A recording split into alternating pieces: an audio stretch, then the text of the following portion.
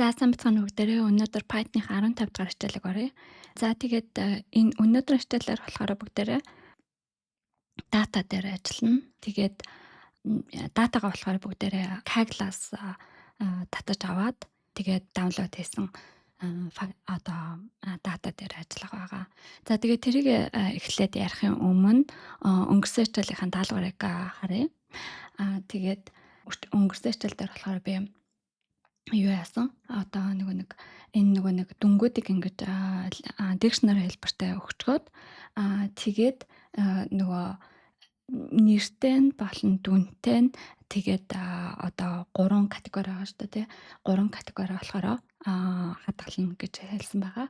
Тэгээд тэрэнд нь болохоор хамгийн тохиромжтой нь болохоор дикшнери хэлбэртэй гэр хийцгээе гэсэн учраас би энэ категориас гэдгээ болохоор дикшнери дотор дикшнери хэлбэртэйгээр ингээд хоосон юугаа тавьсан байгаа. Би эхлээд мэдж байгаа юм нь болохоор мэдээж бид нарт бол яг л 3 ийм ангиллал байгаа гэдгийг мэдж байгаа те ABC гэсэн 3 ангиллал байгаа. Тэгээ 3 ангиллах нь A гэсэн ангилалт нь болохоор энэ дикшнери байна. B-д нь энэ, C-д нь энэ гэх мэтлээ юм байгаа. За тэгээд for лупэ болохоор яаж зохино гэхлээр ерөнхийдөө items-ыг сонгосон дээр яагаад гэхлээр бид нар нэр болон утгыг нь болохоор хадгалах гэж байгаа учраас хоёуланг нь авах хэрэгтэй байгаа учраас items бол хоёуланг нь бид нарт өгдөг байгаа. Тэгээд name болон score гэж байна. За тэгээ мэдээж if гэдэг нь болохоор эхнийх нь англи нь байгаа. Тэгэнгүүтээ энэ дээр нэг шинэ юм өнөөдөр бүгдээрээ сурч байна. Юу гэхлээр эхлээд categories гэдэг чинь болохоор энэ dictionary хэлбэртэй байгаа. Тэгээд тэр dictionary-г болохоор A гэсэн эхний key-г нь авч байгаа. Түлхүүр утгын тийм.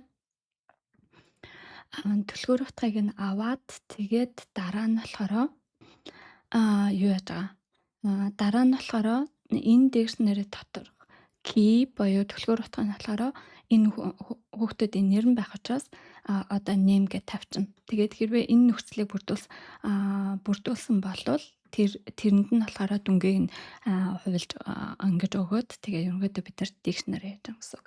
Тэгээ бусад мэдээж нөхцлүүд нь болохоор яг адилхан. Ийм хэлбэртэйгээр яасан байна. Энэ дээр нь болохоор бүгдээрээ нэг юм ингэж сонгож авсан юмныхын дүн нь үр дүн нь болохоор энэ dictionary байгаа шүү дээ. Тэгээд тэр dictionary-гээс key-г нь утгыг нь өгөөд name гэдэг нь болохоор энэний хувьд утга нь байна. Биш түлхүүр нь байна. Тэгэнгүүтээ тэнд нь болохоор утгыг нь өгч байгаа гэсэн үг. За ийм хэлбэртэйгээр хийж олсон байна. За тэгээд дараагийн хичээл рүү оръё. За тэгээд өнөөдөр болохоор бүгдээрээ ямар дата үзнэ гэхлээр бүгдээрээ Kaggle-аас датагаа болохоор татаж оруулж ирнэ. Тэгээд ямар датан дээр ажиллана гэхлээр Netflix-ийн кино олон ТV шоунуудын холбогдлолтой тийм мэдээллүүд дээр ажиллаж эхлэх байгаа. Тэгээ энэ нь болохоор бидний хувьд болохоор дөнгөж эхэлж байгаа хүмүүсийн хувьд болохоор харьцангуй арай том юм файл байгаа. Том датасет байгаа. Тэгвэл би бол та нарт ерөнхийдөө айгүй маш ойлгомжтой тайлбарлахыг оролдоно гэж бодож байна. Тэгээ бүгдээрээ ирэх хичээлүүд болол ерөнхийдөө энэ датасет дээр ажиллана гэсэн үг. За тэгээд эхлээд яаж датагаа татаж авах вэ те? Тэгэхээр бүгдээрээ энэ Kaggle руу явна. Тэгээд Netflix Movies and TV Shows гэж хайна. Энэ хайдаг юм дээр нь хайна те.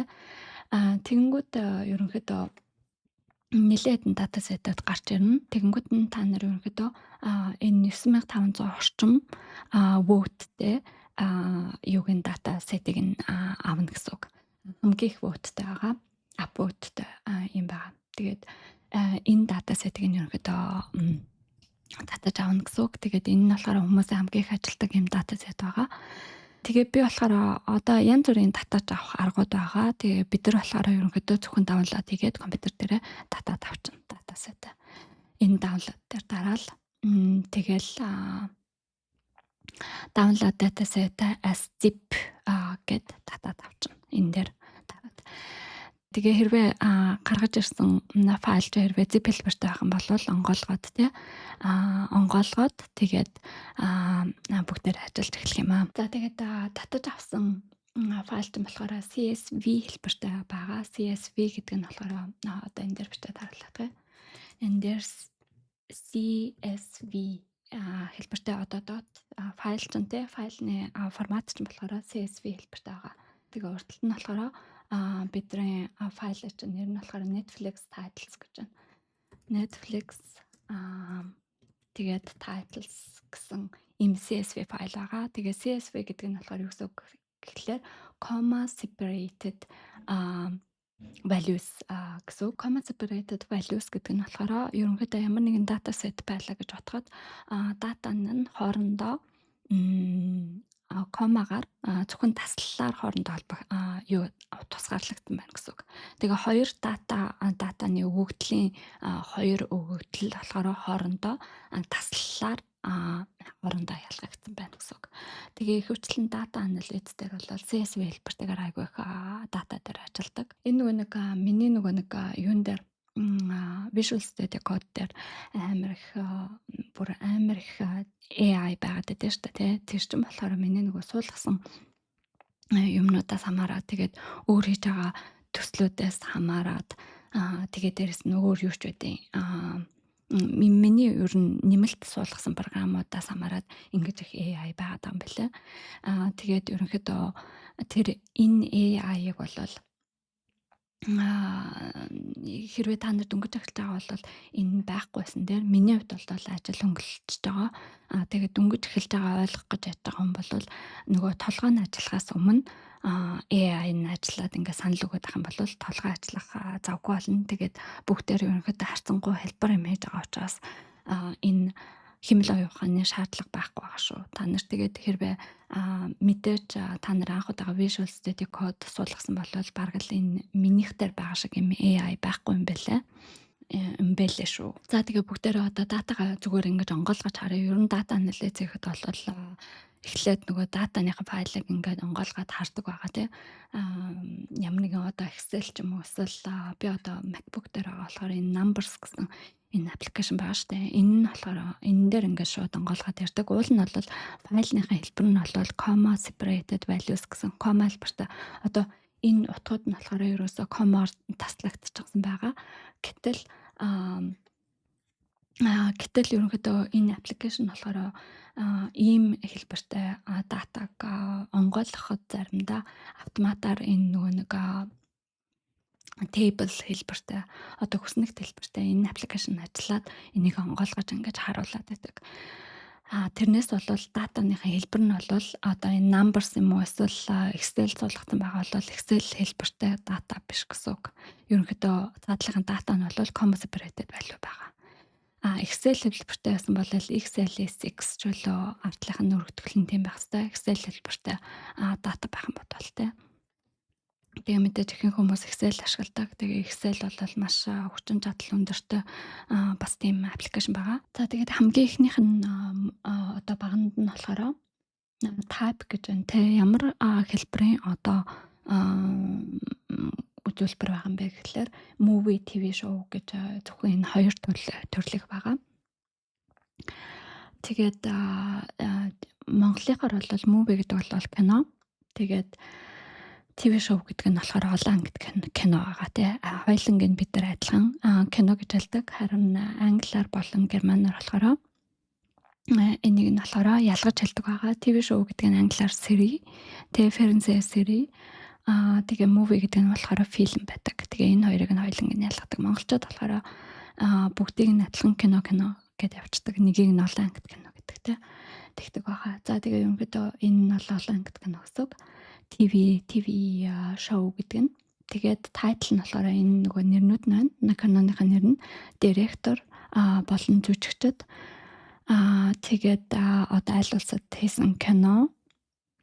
Одоо тэгээд хэдэн онд одоо Netflix дээр тавьсан. Тэгээд тэр киноныхан гарсан жил нь одоо зарим нь болохоор 98 оных байна. Гэх мэтлэн 78 оны кино байна гэх мэтлэн. Тэгээд энэ рейтинг гэж байна. Тэгээд хэр удаан үргэлжилдэг. одоо нэг season юм уу те сери бол одоо TV show бол нэг season юм уу эсвэл хэдэн минут ингээд. Тэгээд listed энэ зарим нь болохоор документар кино юм байна те. Документар одоо кино юм байна. Тэгээд нөгөөх нь болохоор одоо тэгэл international TV shows гэх мэтлэн одоо хэлбэрийг нь ялсан байна. Listed энэ тий. Тэгээд тэрнийх нь тодорхойлтно. Одоо киноных нь тодорхойлтно. За тэгээ мэдээч энэ бол айгүй тийм тоон үзэлтэлт биш юм шиг санагдаж байгаа. Гэхдээ бүгдээр энэгээр одоо тодорхой график, марафик зурах дата анализтай холбоотой тийм юунуудыг хийн. Одоо даалгавруудыг хийн. Тэгээ өнөөдөр бүгдээрээ ерөнхийдөө Kaggle-тай танилцаж авлаа. Тэгээд датагаа татаж авлаа. Тэгээд би болохоор одоо 1 2 ийм плот зурж тэгээд энэ дататай холбоотой плот зурж та нарт харуулъя. Одоо график зурж. За тэгээд дата анализ хийхэд бол эхлээд нөгөө ингээд одоо юу Excel юм уу numbers хэлбэртэйгээр гаргаж ирэнгүүтээ тэгээ ингээд датагаа ерөнхийдөө ингээд хардаг байгаа тийм.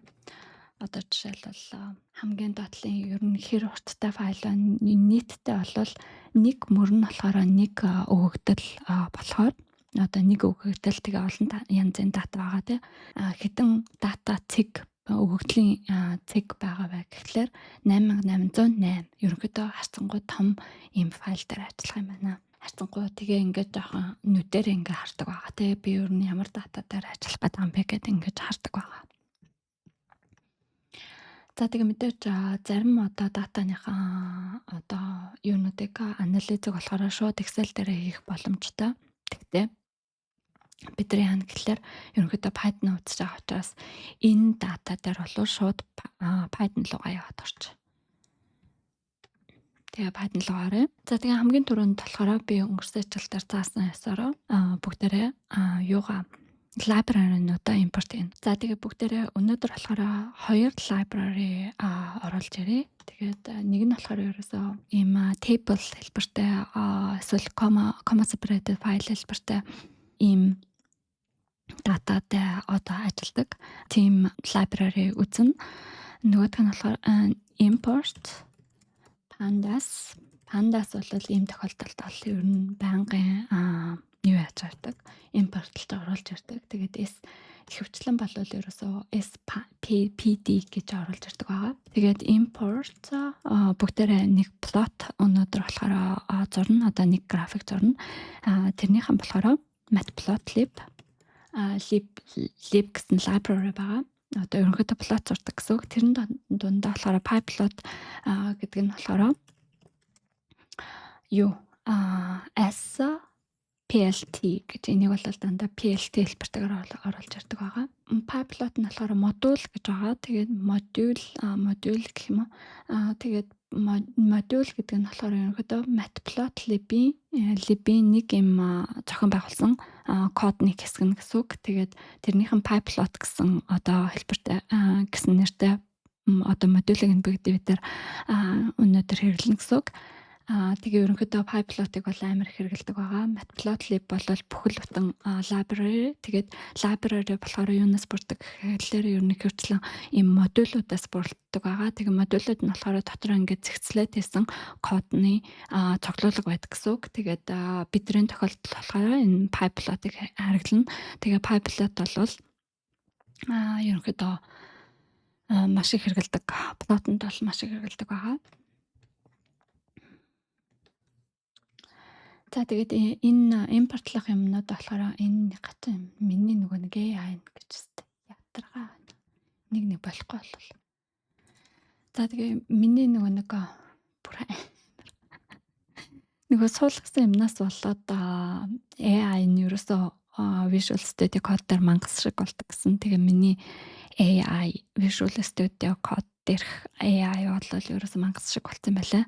Тэгээд энийг чинь би бүх юмтайгаа холбоцсон болохоор одоо GitHub enter гэсэн. Тэгээд тэр мөрнөөс л болоод ах шиг байлаа. Тэгээд мэдээ сеттингээрээ энийг өөрчилж болдог байх л та. Тэгтээ миний хувьд бол ажил хөнгөвчлөх байж магадгүй, тийм учраас ингээ орчих. Та нар бол одоохондоо бол шаардлагагүй. Та нар том кодинг дээр бичих юм бол Яасан дээр тэгээ ер нь бол толгоогоо одоохондоо зүгээр ингэж жоохон тасгалжуулах хэрэгтэй гэж бодож байна. За тэгэхээр энэстэй дараагаад эсвэл дорхноос сольжиж одоо болчих боломж байгалах л та. Тэгээд одоо болчих боломж байгаах. Тэгтээ одоо би тэрийг хаймаргүй байна тийм учраас бүгдээр ингэ болчих. За бүгдээрээ файл болохоор эхлээд нөгөө татаж авсан болохоор download дээр хадгалчихсан байгаа. Тэгээ файл болохоор бүгдээрээ одоо нөгөө энэ скрипт Python-ын скриптийг хадгалсан газараа бүгдээрээ зөөгөөд оруулаад ирье. Тэгээ миний одоо жишээлбэл энэ SignalPy гэдэг файл нь болохоор юун дээр десктоп дээр байж байгаа. Тэгээд бидний сая татаж авсан оруулж ирсэн файл чинь CSV файл чинь болохоор нөгөө downloads дээр байгаа тэгэнгүүт бүгдээрээ энэ дээр ингээ хадгалсан. Тэгэнгүүт бүгдээрээ одоо ерөнхийдөө одоо датагаа болохоор одоо ингээд нэрлэлчээ одоо хувьсагчийн нэр өгчээ тий. Тэгээд CSV хэлбэртэй файл оруулах гэж байгаа учраас pandaгийн read CSV гэсэн функц байгаа. Тэрийг нь болохоор татаж оруулж ирээд одоо би өмнөх хичээлдэр хэлжсэн шүү дээ. Library-га болохоор бүгдээрээ PD одоо ингээд оруулаад ирчихэж байгаа. Тэгэнгүүтээ цэг тэгээд араас нь функц бичдэг байгаа. За тэгээд энэ дээр болохоор юугаа яана? Одоо хаалтаа нээн. Тэгэнгүүт бидний файлны чинь нэр нь болохоор файлын нэрийг болвол энэ юунд хийдэг байгаа? Ийм хашилтанд хийдэг байгаа. Тэгээд Netflix titles гэж байсан тий. Titles тэгээд CSV гэсэн файл байгаа. За ерөнхийдөө бүгдээрээ ингээд оруулаад ирж болно. Яг тэгэхээр одоо ерөнхийдөө path-ыг нөх, замыг нөх шаардлага байхгүй. Яг тэгэхээр бүгдээрээ нэг ижилхэн одоо фолдер дотор бүгдээрээ файл болон скриптээ хадгалчихсан байгаа учраас. За тэгээд ингээд ороод ирнэ. Тэгээ ерөнхийдөө Python дээр болохоор яаж датагаа харж болдог вэ гэхлээр одоо жишээлбэл бүгдээрээ print гээд одоо бүгдээрээ panda хэлбэртэй pandагаас оруулж ирсэн одоо дата хэлбэрээр ажиллаж байгаа учраас head-ийг болохоор ашиглаж болдог. Head бол pandaгийн ийм функц байгаа гэсэн үг. Тэгээд df гээд тэгээд head гээд ингээд өгчөн. Тэгээ хаалтаа нэгээд хаагаад тэгээд харцгаая. Би pandaгаа болохоор энэ дээр суулгаагүйсэн байна. Би болохоор нөгөө нэг одоо өөр коднуудаа бичгийн тулд ерөнхийдөө бол virtual environment зохиодог байгаа. Тэгээд тэрэн дээр болохоор одоо хэрэгтэй янз бүрийн library-нуудаа суулгасан байдаг. Тэгэхээр ерөнхийдөө virtual environment дээр суулгачингууд глобал одоо ерөнхийдөө компьютер дээр ингээ глобал суулгагддаггүй гэсэн. Тийм учраас энэ дээр ерөнхийдөө суулгаагүй байх гэж бодож байна. Тэгээд Python ямар Python хэлбэртэй байгаагаа болохоор би ингээ харчээ. Та нар болохоор Windows дээр болохоор Which Python гэж бичих байх 3-гүйгээр нь. Тэгээ Windows дээр энэ одоо энэ терминал дээр өгж байгаа юунууд нь юу гэдгэлээ. Командууд нь болохоор жоохон өөр байдаг. Хэрвээ та нар Windows дээр жишээлбэл ажиллаж байгаа юм бол одоо Mac дээр ингэж асуух юм байна. Нэг нь болохоор Windows дээр яаж асуух юм бэ гэж ChatGPT-гээ асуучаарай. Python 3 pip show pandas гэд бүгдээрээ pandas суулгасан байна харъя. Мэдээж суулгааг байгаа. Тийм packages not found. Тэгэхээр бүгдээрээ юу энэ гэхлээр pip install pandas гэж байна. Pandas.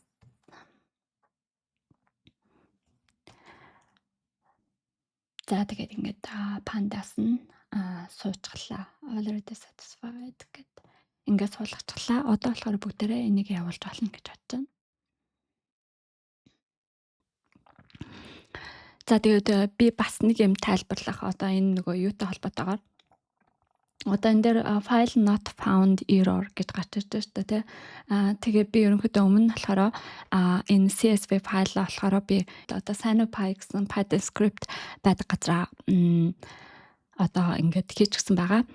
Тэгсэн чинь нөгөө working directory гэж хэлдэг. Working directory гэж хэлдэг. Нөгөөх нь болохоор одоо script байгаа одоо газар гэж хэлдэг.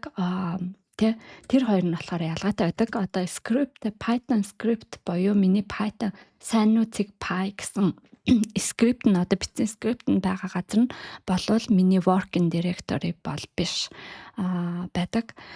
Тэгээд энийг нь болохоор нэг болгохын тулд одоо алдаагүйгээр те одоо энэ module not found error гэд би яагаад гэвэл энэ нөгөө нэг файлаа болохоор файлаа энэ дээр өгөхдөө болохоор ямар ч pad заагаагүй байгаа те pad гэдэг нь болохоор ингэж өчтдөг.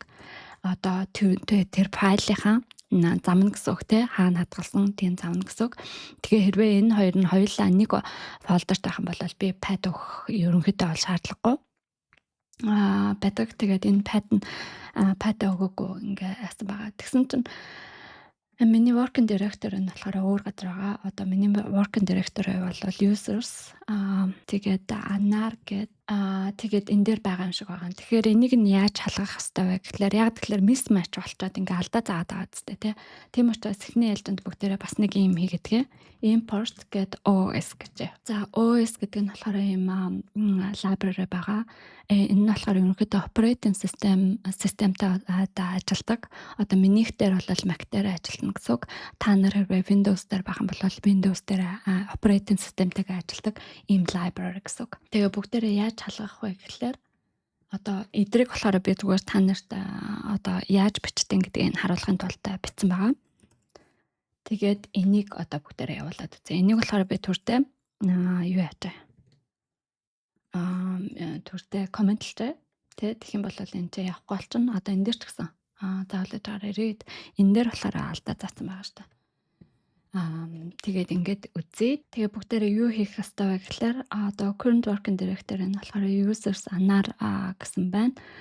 Тэгэхээр мэдээж нөгөө нэг миний working directory нь болохоор энэ дээр биш байсан учраас нөгөө ижилхэн энэ anar гэсэн фолдер дотроо ерөнхийдөө тэр файлыг хаагаад байсан гэсэн үг. Тэгэхээр тийм биш учраас бүгдээрээ юу хийн гэхлээр cd гэдэг нь болохоор терминал дээр бичих юм бол change directory гэж байгаа гэсэн үг. Ерөнхийдөө энэ нөгөө нэг фолдеруудыг л хооронд нь эндээс тийшээ шилжүүлдэг гэсэн үг. Тэгээ энд нь мэдээж тодорхой дүрэн байдаг. Гэхдээ энэ нь болохоор тустай хичээлэх гэж бодож байна. Ерөнхийдөө бол нэг фолдероос нөгөө фолдер руу шилжихэд бол change directory гэж ингэж бичдэг байгаа. Тэр нь болохоор cd гэдэг. Тэнгүүтээ би хаашаа очих гээд байгаа юм гэхлээр desktop тэгээд нөгөө юу Python demo гэсэн фолдер байгаа. Тийшээ явъя. Тэнгүүд бид нар энэ дээр гараад ирлээ. Тэгээ одоо бүгдээрээ дахиад энийг юу яагаад явуулъя. Тэнгүүд одоо current working directory нь болохоор шилжээд users anar desktop болон Python demo руу очсон байна. За ерөнхийдөө энэ нөгөө нэг юу байгаа шүү дээ. Одоо энэ нэг OS get current working directory гэсэн энэ команд байгаа. Энэ команд бол ерөнхийдөө мэдээж Windows дээр ч гэсэн адилхан ажиллана. Яг тэгэхээр бүгдээрээ энэ Python дотор бичиж байгаа учраас бүх юм адилхан байх хэвээр. Харин бүгдээрээ энэ нөгөө нэг терминал руугаа очиод ирэхээр нөгөө одоо командууд нь гэх мэтлэн Windows-ийнх болон MacBook-ийнх юм уу эсвэл өөр үйлдвэрлэлийн системүүдийнх болохоор ялгаатай багтрагийн одоо ялгаатай байдаг. Тэрийг нь харах хэрэгтэй. Тэрнээс биш энэ Python-ийн кодууд бол мэдээж яг адилхан байна гэсэн үг. Тэгээд current working directory-г ингэж хардаг байгаа. Одоо бүгдээрээ энэ хэрэггүй учраас татчихъя. Тэгээ энийг ч гэсэн хэрэглэхгүй учраас комментлжээ. Заавал комментлах шаардлага байхгүй, зүгээр орхичиж болно. За одоо бол ажиллах хэрэгтэй байгаа. Одоо бүгдээрээ датагаа болохоор энэ DF дээр хадгалаад тэгээ DF-ийнхаа одоо толгойн хэсгийг нь яана гэсэн үг. Толгойн хэсэг гэдэг нь болохоор эхний ихэвчлэн нэг 10 мөр байдаг санагдана. За тэгэхээр ерөнхийдөө бол юу яаж вэ?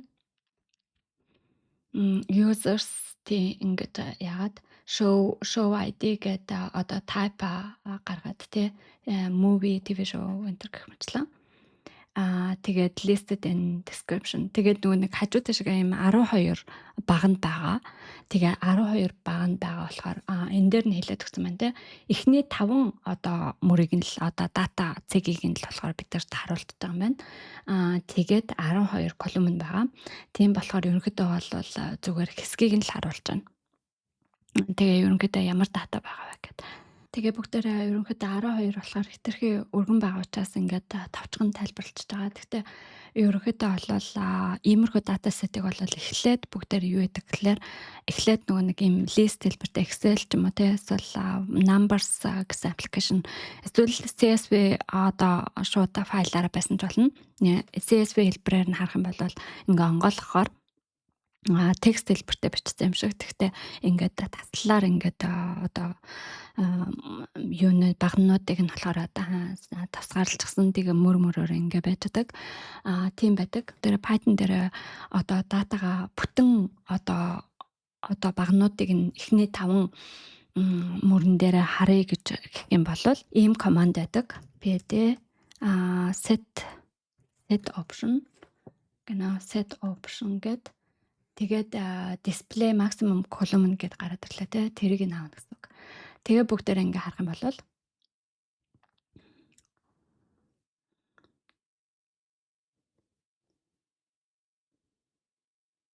за тэгээд мэдээж нөгөө нэг бидний энэ нөгөө багна нь хэтэрхий богинохон учраас ерөнхийдөө бид нарт юу харуулж байна гэхээр одоо 0 1 2 3 4 гэд 5 мөр байгаа.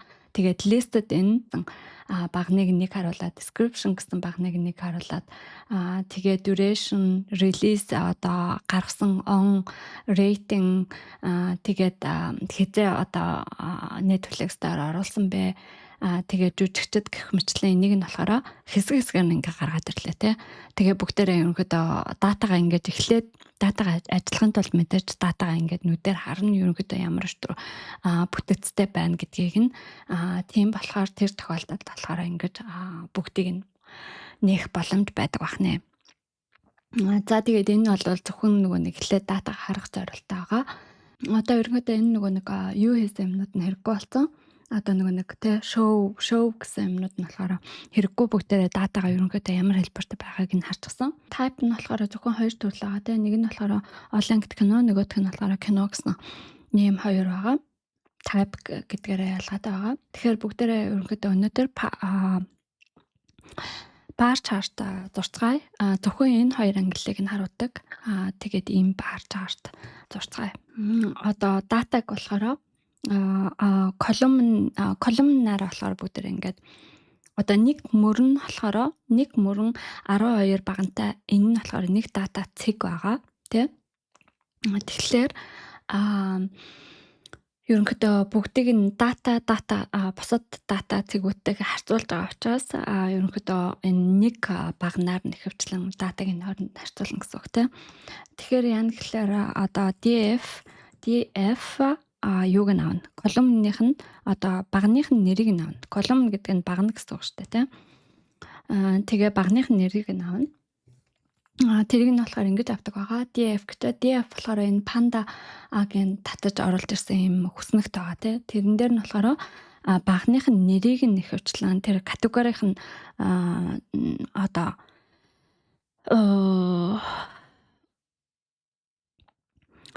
категорийнх нь одоо ерөнхийдөө нэг чанар нь байдаг учраас одоо нэг юм одоо нэг категори нь одоо юу гэх юм те нэг одоо чанар нь байдаг учраас тийм энэ ерөнхийдөө шууд юуг нь татаж авдаг гэсэн үг.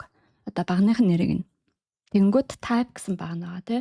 Тэрэн дээр болохоор олон ангит гэнэ юу ангит гэнэ гэж баасан байгаа. Тэгэхээр юу гэж байна гэхэлэр бүгдээр ерөөсөө тэр датагаа болохоор ерөөсөө 2 ангилах гэж байгаа учраас 2хан ангиллал байгаа учраас value counts гэж байна. Яагаад олон байхгүй юм бэ гэхлээр ерөнхийдөө бол бүгдээр Excel дээр одоо жишээлбэл датагаа онгойлгоод ирсэн байх юм бол бүгдээрээ харах боломжтой. Зөвхөн одоо тий киног нь хасж агаад тэгээд нөгөөдөлийг ингээ харах юм уу эсвэл ерөнхийдөө хідэн категори байна гэж бас тоолж олно л доо. Тэгтээ би болохоор анханасаа мэдсэн байгаа болохоор ингэж байгаа гэсэн үг. Бас мэдхгүй тохиолдолд бас өөр категори одоо өөр type дээр те өөр одоо хэлбэр байх ч юм уу байж болно. Тийм тохиолдолд бол тоолж болно. Тэгтээ би тоолгыг нь болохоор одоо анханасаа болохоор мэддэг юм шиг хийж гэнэ гэсэн үг за. Тэгээд юу хиймээр байна гэхлээр плот хиймээр байгаа. Бид нар нөгөө зурмаар байгаа. одоо плото хэмээр байгаа. Тэгээд тэрэнд нь болохоор ямар хэлбэртэй плот хиймээр байгаа, одоо график зурмаар байгаа гэдгээ тэр төрлөө тодорхойлдог. Тэгээ бид нар болохоор ерөнхийдөө хоёр юмыг ерөөсө хооронд нь ангилж байгаа учраас bar гэсэн хэлбэртэй одоо kind гэдэг нь төрөл гэсэн үг тийм. Тэгээд ийм параметр дотор нь байгаа. Энэ plot гэдэг нь функц. За ерөнхийдөө хоёр функц ашиглаж байгаа гэсэн үг. Pandaгийн хоёр функцийг. Pandaгийн дата нь энэ байж байна. Тэгээд тэрэн дээр нь болохоор цэг нэг функц. Тэр нь болохоор доторх дахин давтагдахгүй датаны төрлүүдийг нь болохоор тоолдог. Бидний тохиолдолд болохоор movies нөгөөтг нь болохоор TV shows гэж байгаа. Зөвхөн хоёр. Тэгээд дараагийн функц нь болохоор plot хийдэг функц байгаа. Тэгээ ямар хэлбэртэйгээр plot хийх юм бэ гэхэлэр төрлөө болохоор дотор нь тодорхойлно гэсэн үг. Тэгээ энэ дээр нь болохоор бидний хувьд болохоор барыг ашиглана. Тайтлыг нь сонгодог юм байгаа. Тэгээ энэ дээр мэдээж та нар хүссэн юм бичиж болно. Би болохоор зөвлөсөн юмыг нь авчи. Numbers of movies and TV shows on Netflix гэж байна. Тэгэхээр би тэрийг нь авчлаа. Тэгээд X label нь болохоор ерөнхийдөө хэлбэр байгаа тий. Тэгэхээр энэ бас зөвлөгөөг нь авчи. Тэгээд plot wide нь болохоор ерөнхийдөө энэ чинь bar байгаа. Тэгэхээр хэдийг тоолсон байна гэдэг одоо тоолт нь байна гэсэн үг. Тэгэнгүүт plot count-ыг нь авчи. Тэгээд show гэдэг нь болохоор одоо тэр графика гаргаж ирсэн заримдаа харуулдаггүй. Одоо ингээд зурчаад хаад харуулдаггүй. Тэгэнгүүт show гэж тавьчих юм бол ерөнхийдөө тэр графикийг харуулна гэсэн үг. Тэгээ run хийгээд үзье. Энэ нөгөө фигурыг энэ дээр гаргаад ирлээ. За тэгээ ерөнхийдөө одоо болохоор number of TVs одоо яг энэ дээр бичсэн шиг те number of movies and TV shows on Netflix. Тэгэнгүүтээ count гэдэг нь болохоор тоол те хэдийг тоолсон байна. Тэгээд movies болон show гэж байна. TV shows. Энэ нөгөө энэ нь болохоор автоматар энэ хар да. Одоо бид нар энэ нөгөө функцийг ашигласан шүү дээ. Тэгээ values count гэд plot гэсэн функц нь болохоор бүгдээрийнх нь одоо энэ bar хэлбэртэйг нь болохоор плотлж байгаа. Тэгээд энэ дээр бид нар юу бичсэн бэ гэхээр ерөнхийдөө title-ыг нь бичээд тэгээ X label гэдэг нь болохоор одоо X дээр нь тэ X одоо координат дээр нь юу гэж бичгөө тэрэн дээр нь болохоор type гэж бичнэ. Тэгээ энэ дээр байх хэвээр одоо энийг ингээд сайн энэ нуугдчихсан байсан. Тэгээ ингээ харах юм бол энэ доор нь type гэж байна те. Тэрийг нь болохоор би энэ дээр type гэж бичсэн байгаа. Тэгээд Y label дээр болохоор count гэж байгаа те. Хэдийг тоолж байгаа. Нийтдээ бидний одоо 8800 орчим өгөгдөлтөөр 6000 гаруй нь болохоор ерөнхийдөө кино юм байна. Тэгээд тэрнийх нь 3000-аас арай бага нь болохоор ерөнхийдөө TV show-нууд байгаа юм байна те гэж ингэж уншина гэсэн үг. За тэгээд ерөнхийдөө өмнөх юун дээр шүү дээ энэ plot гэсэн функц шүү дээ те энэ нь болохоор шууд пандагаараа ингээд явагдчихж байгаа те одоо пандагийнхан дата дээр энэ values count гэсэн pandaгийн функцийг ашиглаад тэгээ plot гэсэн бас нэг юм pandaгийн функцийг ингээд ашиглаж байгаа. Гэхдээ энэ нь бол ерөнхийдөө энэ plot гэдэг функц нь бол ерөнхийдөө юуг ашиглаж байгаа гэхлээр цаана бол matplotlib-ийг энэ жоохон эдрэтэй шүү. Зүгээр ерөнхийдөө Python бол нэлээд хөгжчихсэн болохоор гэж хэлэх юм одоо. Жоохон эдрэтэй сонсогдож байгаа. Тийм учраас одоо ингээд ерөнхийдөө хэрэглэж сурах хэрэгтэй байгаа тий. Дадлагших хэрэгтэй байгаа. Ерөнхийдөө зарим юмнууд нь болохоор амар болгоомжтой биш. Тэгээ plot нь бол ягаад энд шууд хэрэглэж болж байгаа вэ гэхлээр ерөнхийдөө Panda өөрөө дотор талдаа болохоор matplotlib гэсэн library руу өөрөө ингээд асуугаад тэгээ би чиний одоо plot гэсэн функцийг ашиглаж болох уу гэж Panda дотроо тэгэж асууж байгаа гэсэн үг. Тийм учраас одоо жишээлбэл matplotlib гэсэн library нь болохоор чиний компьютер дээр суусан байх хэвээр. Хэрвээ суугаагүй байх юм бол би одоо энэ Panda-гийн plot гэсэн функцийг ашиглалаа гэж бодоход энэ ерөнхийдөө одоо ашиглалаа гэж бодоход энэ ерөнхийдөө алдаа заана гэсэн үг. Одоо ерөнхийдөө одоо module not found гэсэн алдаа заана гэсэн үг. Тэгээд дараа нь болохоор ягаад одоо тийм учраас бид нар одоо жишээлбэл зөвхөн энэ плотыг хийхин тулд бол энийг заавал импорт хийх шаардлага байгаагүй. Тэгтээ бол суулгасан байх ёстой юу гэхлээр суулгасан байх ёстой. Харин импортлох бол шаардлага байгаагүй. Ягаад гэхлээр Panda нь өөрөө цаана бичсэн функц нь болохоор matplotlib рүү очиж авдаг одоо тэрний функцийг нь ашигладаг учраас. Харин одоо энэ нөгөө нэг title болон label-ыг нь бичгийн тулд одоо matplotlib-ийг install юу яах хэрэгтэй, импорт хийх хэрэгтэй. Тэгжээж одоо энэ нөгөө нэг plot show, plot title, text label энэ гэх мэтлэн одоо энэ функцүүдийг нь ашиглаж болно гэсэн үг. Энэ нь болохоор шууд matplotlib-ээс байгаа. Тэгээд ийм учиртай байх нэ. Тэгээд та нарын тоолгоо хэтэрхийх эргээгүй гэж найдаж байна. Тэгээд үнэхээр асуулт байх юм бол доор комент дээр бичээрэй. За тэгээд өнөөдөр бас нэлээд толгой хэргмээр юм үзлээ. Тэгээ хэрвээ толгой эргээд асуулт байх юм бол ChatGPT-гээс асуугаарай. Тэгээд ChatGPT-гээс асууж одоо бас ойлгож чадахгүй эсвэл ямар нэгэн асуулт байх юм бол тэгээд айл нь болохгүй байх юм бол комент хэсэг дээр над руу бичээрэй. Тэгээд бүх комментэнд хариулж байгаа. Тийм учраас асуулт байх юм бол комент хэсэг дээр бичээрэй. Тэгээд өнөөдрийн даалгавар бол нэлээд юм утсан учраас энийг л бүгдээрээ заавал өөрийнхөө гараар Python дээр бичээд тэгээд AI хэрэглэхгүй байвал зүгээр одоо би ингээ хэрэглээд байгаа шиг хэрэглэхгүй байвал зүгээр тэгээд ерөнхийдөө мөр болгоно ингээд юу яасан дээр одоо ерөнхийдөө ойлгох гэж оролцсон дээр тий төсөөлөх гэж тэгээд одоо яаж одоо энэ Python ажиллаад байгаа юм бэ гэдгийг ойлгох гэж төсөөлөх гэж оролдох нь бол зөв гэж бодож байна. За тэгээд дараагийн хичээл дээр энэ датасетийг үргэлжлүүлээд бүгдээр ажиллах болно. Өшөө өөр одоо янз бүрийн график тэгээд ерөнхийдөө энэ датагаа хэдий хичээл дээр ажиллах болно. За тэгээд дараагийн хичээл дээр уулзлаа. Түр баярлалаа.